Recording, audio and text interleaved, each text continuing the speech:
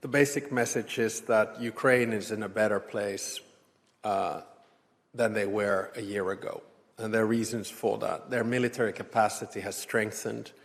And if you look at the situation on the battlefield, we are speaking about a war of attrition where there's very little movement one way or the other. In the past, roughly 1,000 days, Russia has advanced only 1 percentage point of Ukrainian territory. In the meanwhile, of course, we've seen developments in the Sumy region over the past few days and weeks that have shown Ukraine's capability to advance.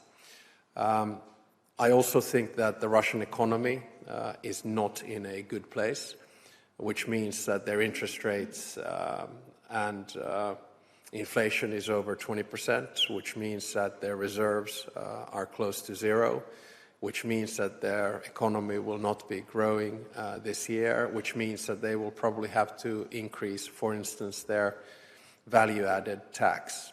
Having said that, never underestimate the capacity of Russians to sustain an economic decline. So my message, and in the conversation that I'll have with President Trump on Thursday, we'll look at a lot of the facts on the ground. And I can also bring messages from my recent visit to Kyiv, where I had a chance to have one-on-one conversations with President Zelensky and also get an extensive security briefing of the situation on the battlefield. Then it is, of course, up to the President of the United States to decide what he does with the information.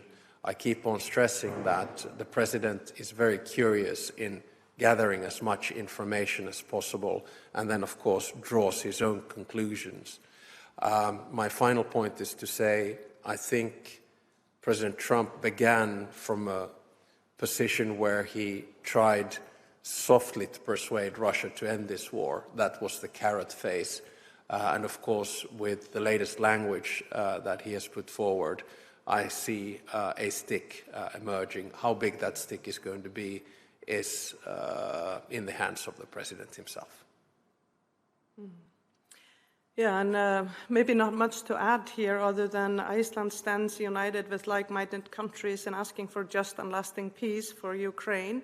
I think the stick is partly in the hand of the United States President, but also I would say in the clever setup of the use of the frozen assets, which is in Europe's hands. And I think those two are the responses that are needed to get to a just and lasting peace and broad-based solidarity amongst those of us who need to live in a world that is rule-based, where sovereignty of nations is respected.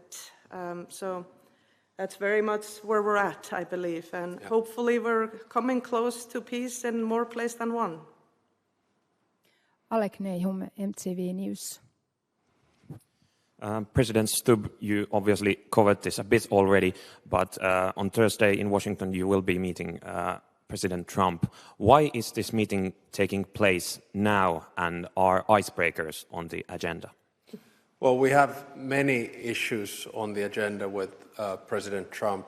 As you might be aware, we are in fairly constant contact, but I think it's important from time to time to sit down and discuss bilateral issues face to face, because our focus has been very much around Russia's war of aggression in Ukraine. It's been around NATO and the alliance. It's been around few industrial issues, including icebreakers. So we have a very broad agenda for Thursday, and I look forward to the bilateral conversation and being in the Oval Office as Finland, not as part of a broader delegation.